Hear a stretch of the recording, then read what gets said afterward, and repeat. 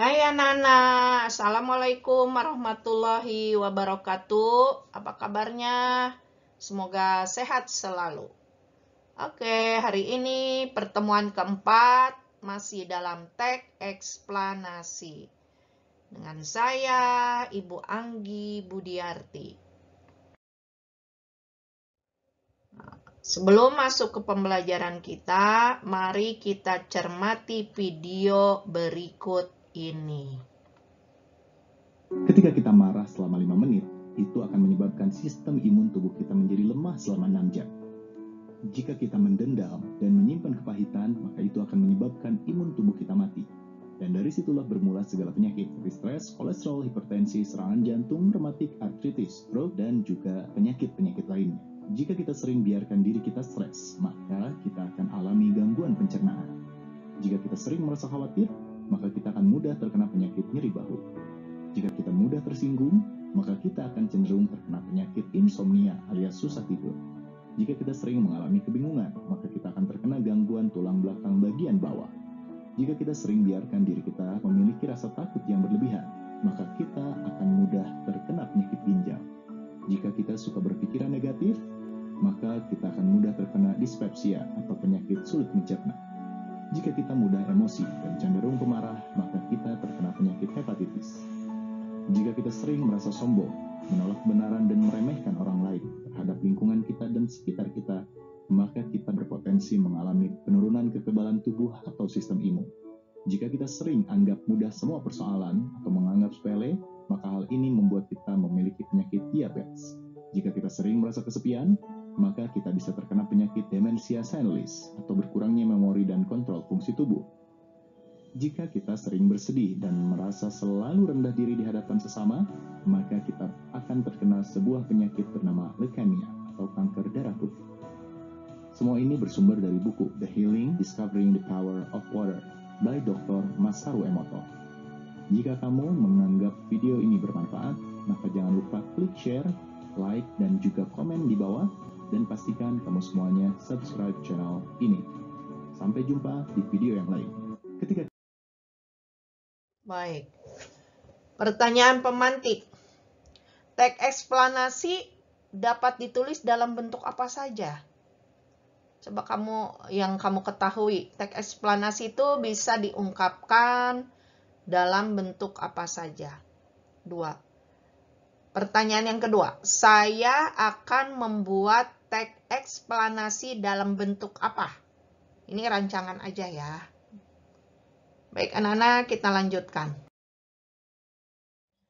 Pertemuan kali ini kita akan menulis teks eksplanasi berdasarkan struktur dan kaidah kebahasaan. Dalam memproduksi teks eksplanasi, pertama yang harus kita pikirkan tuh pola pengembangannya dulu. Apakah secara sebab akibat atau pola pengembangan kronologis. Kemudian pikirkan langkah-langkah penulisan teks eksplanasinya.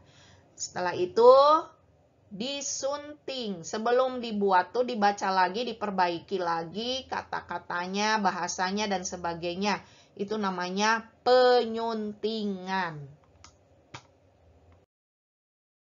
Selanjutnya ada 2 pola ya, pola pengembangan sebab akibat dan pola pengembangan proses atau kronologis tadi.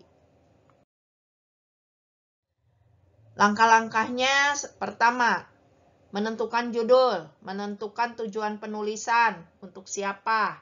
Kemudian mengumpulkan data dari berbagai sumber.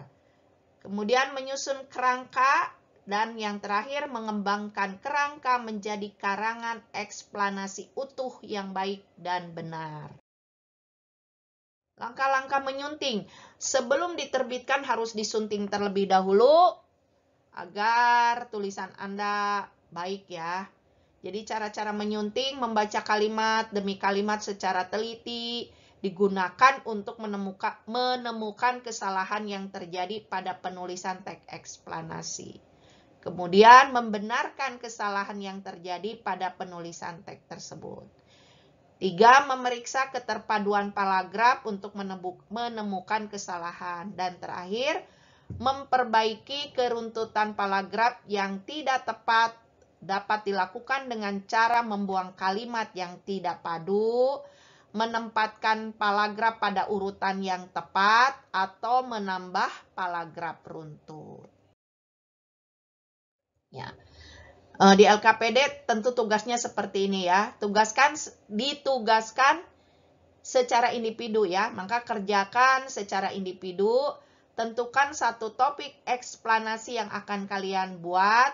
Buat rancangannya terlebih dahulu dengan menulis bagian-bagian informasi yang akan kalian susun. Jadi di sini rancangannya dulu ya. Tulis nama kelas, judulnya, penjelasan umumnya nanti berdasarkan judul apa.